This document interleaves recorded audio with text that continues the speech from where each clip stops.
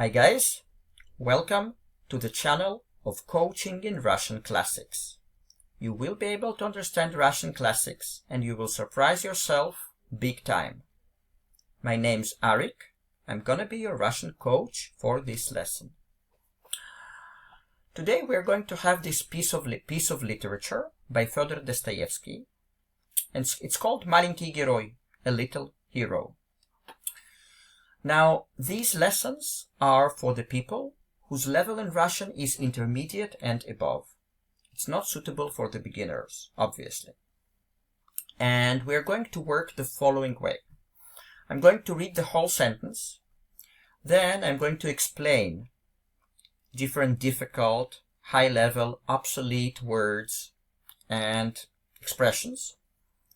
Then we are going to translate the sentence for the people, specifically for the people who still don't know every word in the sentence, because I'm not going to clarify every word, just some of the words, but I'm going to translate the whole sentence, so you will be able to catch up.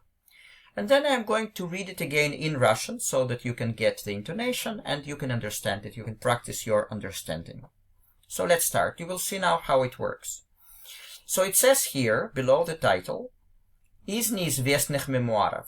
So неизвестный means unknown, from the unknown memoirs. And it starts like that. Было мне тогда без малого 11 лет.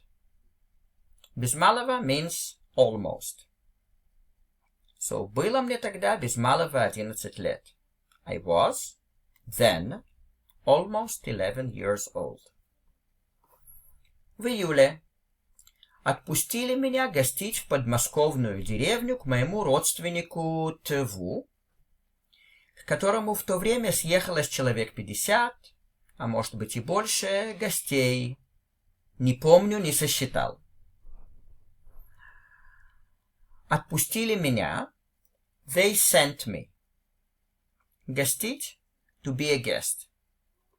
Подмосковную comes from подмосковный, which is near Moscow.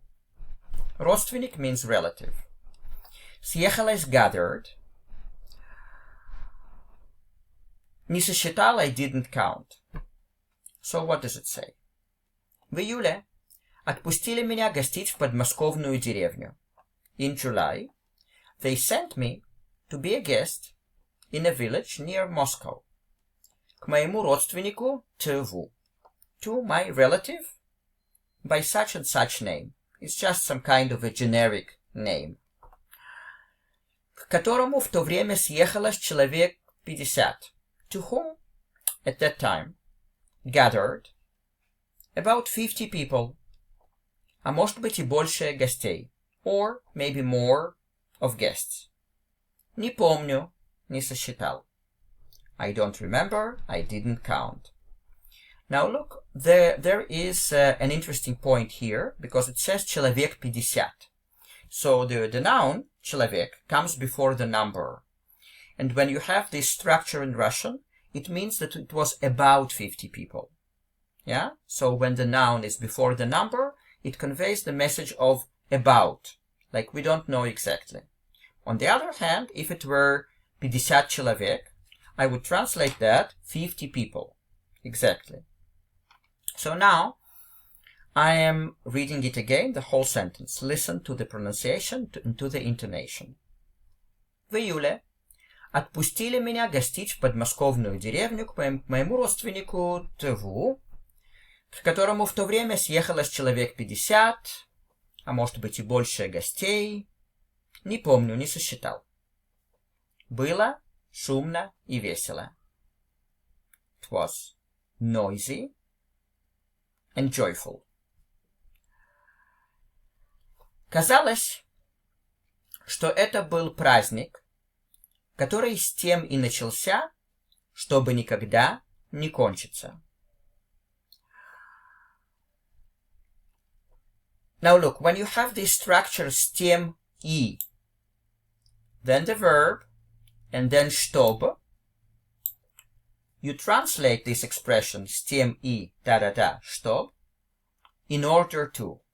But it works a little bit different. Now listen, I'm going to translate, you will get it. Казалось, что это был праздник. So it seemed, right? Казалось. It seemed that it was a celebration, который с тем и начался, чтобы никогда не кончиться. Which started in order to never end. You see? But in Russian, in order started, that never end.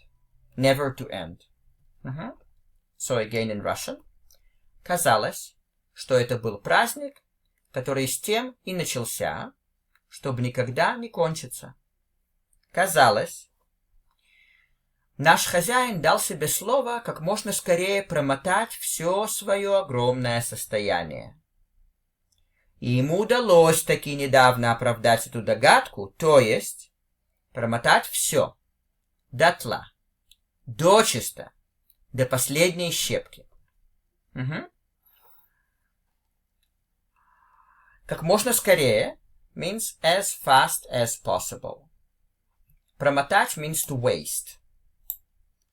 Состояние, fortune, in this case. In other contexts, it's going to be condition, like the car is in a good condition, в хорошем состоянии.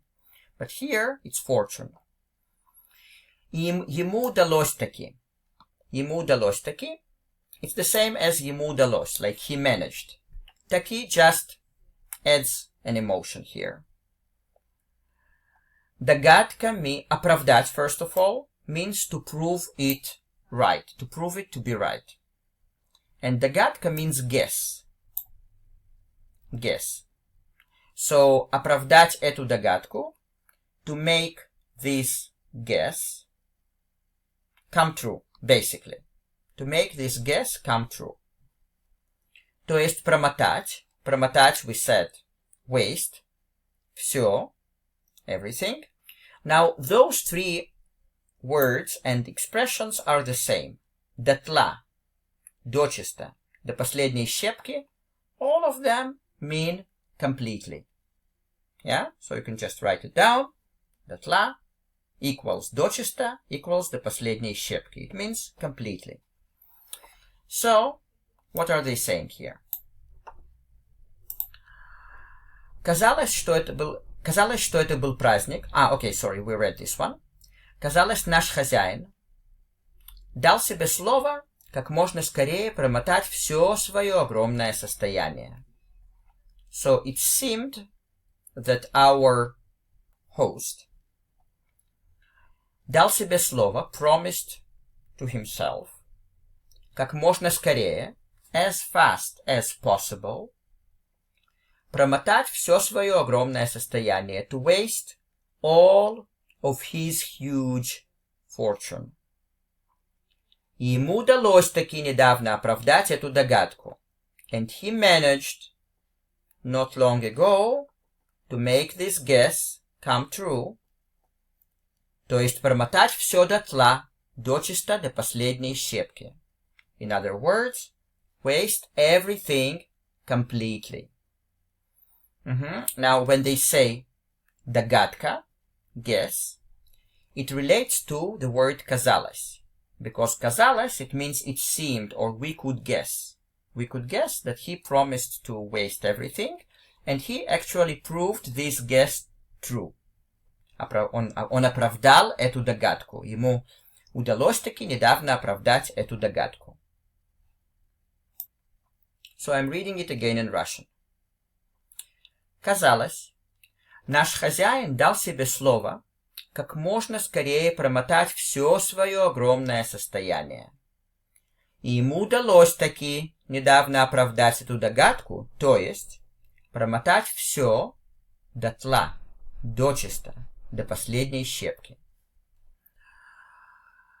Поминутно наезжали новые гости.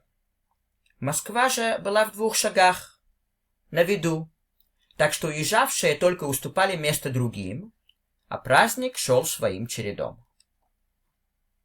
Поминутно, every minute. Наезжали, arrived.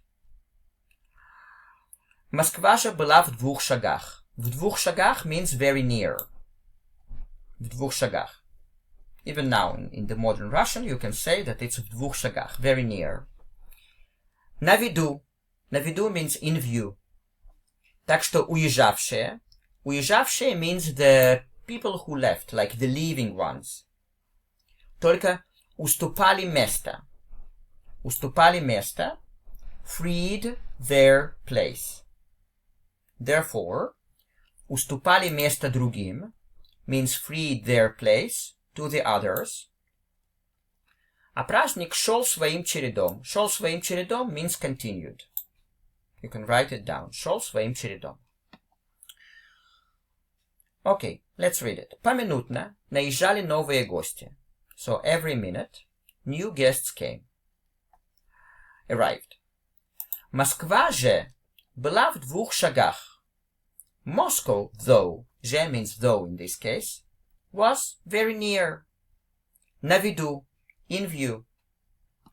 Так что уезжавшие только уступали место другим. Так что means therefore. Therefore, the leaving ones only freed their place for the others. А праздник шел своим чередом. But the celebration continued. Now the whole sentence, listen. Поминутно наезжали новые гости. Москва же была в двух шагах, на виду. Так что уезжавшие только уступали место другим, а праздник шел своим чередом. Увеселения сменялись одни другими, а затеям конца не предвиделось. Okay, so увеселение means entertainment. But in Russian that's plural, because you can count it in Russian, like pieces of entertainment. Сменялись got replaced. Одни другими, one with the other. Затеям comes from затея, which is kind of a funny idea. Funny idea. Конца не предвиделось. It's an expression meaning we're endless. So, увеселения сменялись одни другими. The pieces of entertainment got replaced, one with the other. И затеям конца не предвиделось. And funny ideas never ended. So again, guys, конца не предвиделось means like was endless, were endless. And затея, затеям comes from затея, it's a kind of a funny or interesting idea. Now look, guys, that's it for today. I'm going to read now this whole part that we have studied from Dostoevsky. Now, next sentence is very, very long, and it actually contains the list of different затей, different interesting ideas. So you see, it starts here, то верховая езда, and it ends here, домашний театр. So all those maybe 10 lines or something like that. And I think we will dedicate the next lesson just to this one sentence. Can you imagine that? Because it will take us something like 20 minutes, I guess, to learn it. But now I'm just going to read this part that we have read today. Now just enjoy. You can drink your coffee, smile, and listen. Маленький герой. Из неизвестных мемуаров. Было мне тогда без малого 11 лет. В июле отпустили меня гостить в подмосковную деревню к моему родственнику Ву, к которому в то время съехалось человек 50, а может быть и больше гостей, не помню, не сосчитал. Было шумно и весело. Казалось, что это был праздник, который с тем и начался, чтобы никогда не кончиться. Казалось, наш хозяин дал себе слово как можно скорее промотать все свое огромное состояние. И ему удалось таки недавно оправдать эту догадку, то есть промотать все, дотла, дочисто, до последней щепки. Поминутно наезжали новые гости. Москва же была в 2 шагах, на виду, так что уезжавшие только уступали место другим, а праздник шел своим чередом. Увеселения сменялись одни другими, а затеям конца не предвиделось. Okay, guys, I hope you enjoyed the lesson.